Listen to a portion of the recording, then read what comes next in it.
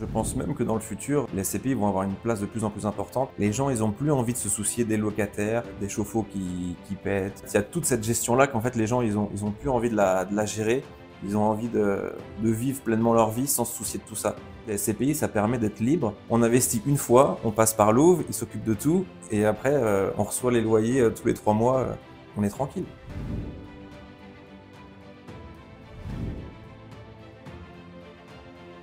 Bonjour à tous.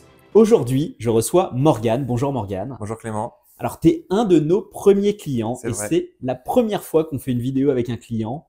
Donc, je ne pourrais pas être plus ravi que ce soit toi aujourd'hui avec moi pour discuter de ton parcours d'investisseur. Alors, pour commencer peut-être Morgane, est-ce que tu pourrais nous en dire un petit peu plus sur qui tu es? Donc je m'appelle Morgane, j'ai 36 ans, je suis marié, j'ai 2 enfants et je suis sapeur-pompier. Excellent. Alors, tu es sergent-chef, je crois, dans la brigade des sapeurs-pompiers de Paris. C'est ça. Et donc, c'est ce qu'on a vu d'ailleurs tout à l'heure, ça veut dire que la grille des soldes est publique. Ça te dérangerait de nous dire voilà, à peu près combien tu gagnes par mois? Je gagne environ 2 500 € par mois. Excellent. Excellent. Et donc, avec ces 2 500 €, finalement, tu as commencé, même depuis quelques années, à te créer un très beau pécule. Est-ce que tu pourrais peut-être juste nous dire, finalement, dans ton parcours d'investisseur, c'est quoi tes objectifs aujourd'hui à ton âge? Tu es plutôt jeune. C'est la retraite, c'est les enfants, comment tu vois ça? Mon premier objectif, ça a été d'acheter ma résidence principale. Donc je me suis dit, ça c'est fait pour plus tard, c'est la sécurité pour ma famille. Et après, c'était vraiment les études de mes enfants, puis dans un second rang plus tard, la retraite. D'accord. Les études des enfants, parce que tu penses que, voilà, tu penses que ça va coûter de l'argent, c'est ça? Je pense que les études coûtent cher aujourd'hui. Excellent. Et donc, tu nous disais ton premier investissement résidence principale, c'était dans quel coin que tu l'avais acheté? J'ai acheté en Sarthe, donc moi je suis originaire de Sarthe, et à 25 ans, avec ma copine à l'époque, ma femme maintenant, on a acheté une maison. D'accord. Donc ça, c'était avant que tu rejoignes la brigade des sapeurs-pompiers. Non, j'étais déjà pompier, mais en fait j'étais militaire du rang, donc caporal-chef. Donc j'ai acheté ma maison, et quelques années plus tard, je suis passé sergent. À partir de ce grade, on a le droit à un logement de fonction à la caserne. D'accord. Et donc à ce moment-là, tu as déménagé à Paris avec ta femme et tu C'est avais peut-être ça. des enfants à J'avais l'époque? pas d'enfant encore, D'accord. donc je suis parti vivre en caserne. Ok. Et donc ça, c'est le premier investissement résidence principale. Mm. Après, tu as enchaîné sur d'autres investissements, lesquels? Du coup, j'avais des loyers, donc du revenu foncier, et à l'époque, je me suis tourné vers le Pinel, donc j'ai acheté un appartement au Pinel. Et alors, attends, juste, tu avais des loyers parce que tu louais ton ancienne résidence principale, c'est Oui, ça? D'accord.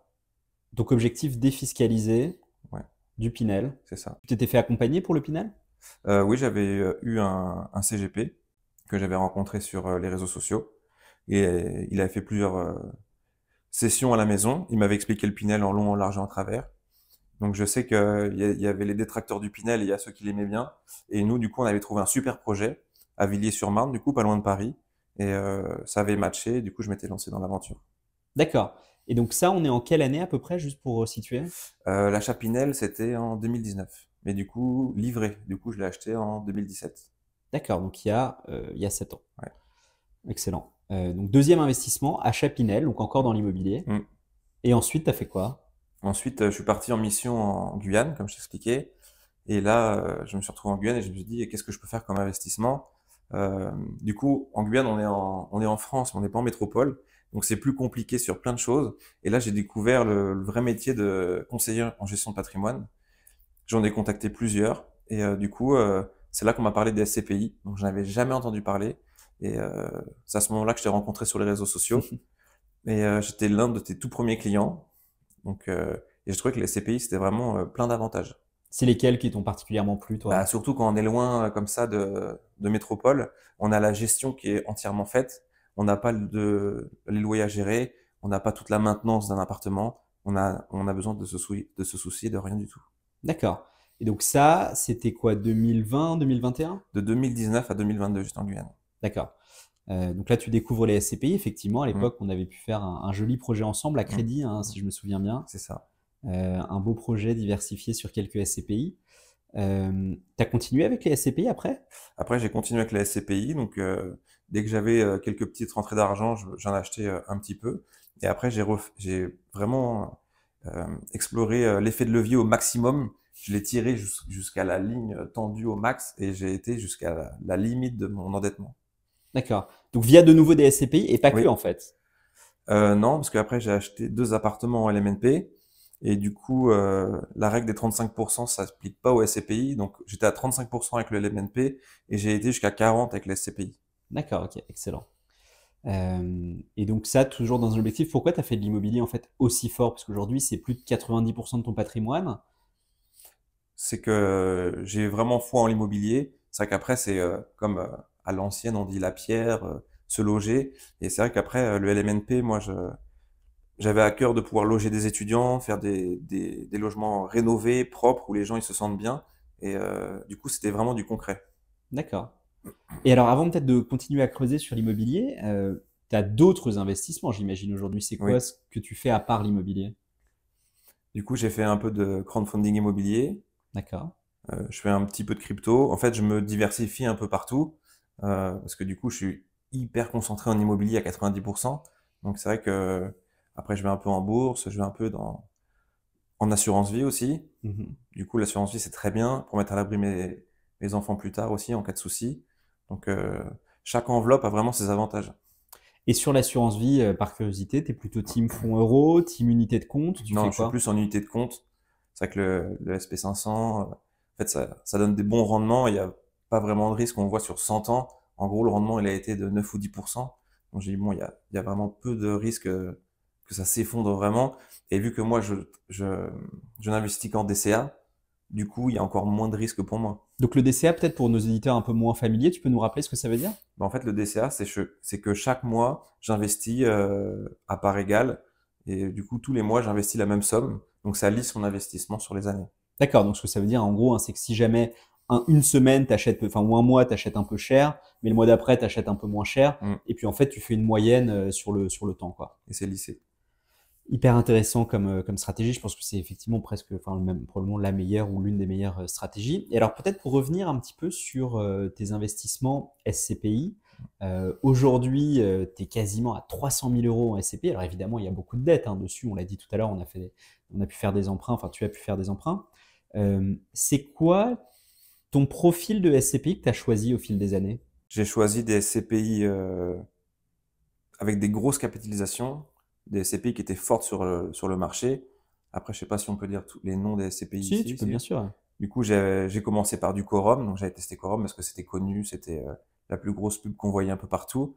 Après, Épargne Pierre, qui est vraiment un monument dans les SCPI. Et après, via toi, tu m'as fait connaître Neo. Donc, Neo, c'était très prometteur. Donc, j'ai testé Neo. Et c'est vrai que même dans les SCPI, elles sont de par nature diversifiées. Mhm. Mais moi, je suis aussi diversifié de par les sociétés de gestion. Parce qu'en gros, tu as vu, j'ai environ 20% à chaque fois sur chaque SCPI quand j'investis. Ouais, effectivement, on regardait tout à l'heure ton portefeuille et c'est vrai que pour le coup, tu as vraiment. Et ce que j'aime bien aussi dans ton portefeuille, c'est que tu as en fait très peu de SCPI sur lesquels tu as des toutes petites sommes. Mm. Et ça, c'est important parce que je vois parfois certains clients qui mettent 200 euros sur 10 SCPI différentes. Non.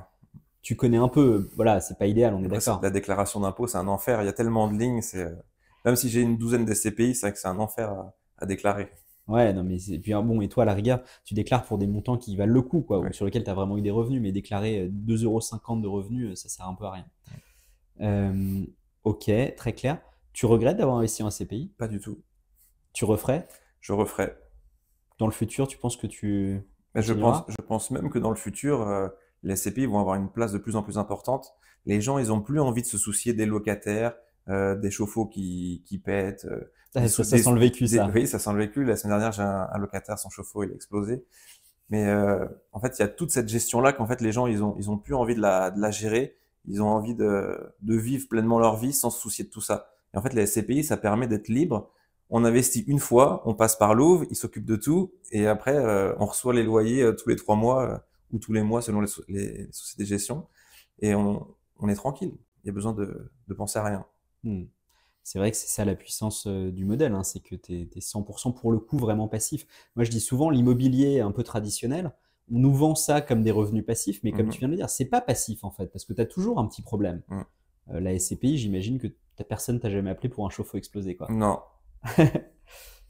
Excellent. Et peut-être juste, c'est un peu d'actualité, tu sais qu'il y a eu un peu de chahut sur les SCPI l'an dernier. Mhm. Tu as été affecté, toi? Tu avais déjà des SCPI avant. Quel impact ça a eu sur toi? J'ai quelques SCPI qui ont baissé, mais à l'instar d'une maison, d'un appartement, en fait, c'est pas au moment T qu'on regarde. Donc moi, je vois, c'est une vision long terme. Donc quoi qu'il arrive, mon dividende que je reçois, il ne change pas. Donc ça m'a pas impacté plus que ça. Je pense que les gens, ils se focalisent là-dessus, mais les gens qui ont un appartement ou une maison, ils regardent pas tous les jours le prix que l'appartement ou la maison, elle vaut. Donc j'ai regardé, ok, il y a des SCPI, elles ont perdu 10%, d'autres elles sont restées à la normale.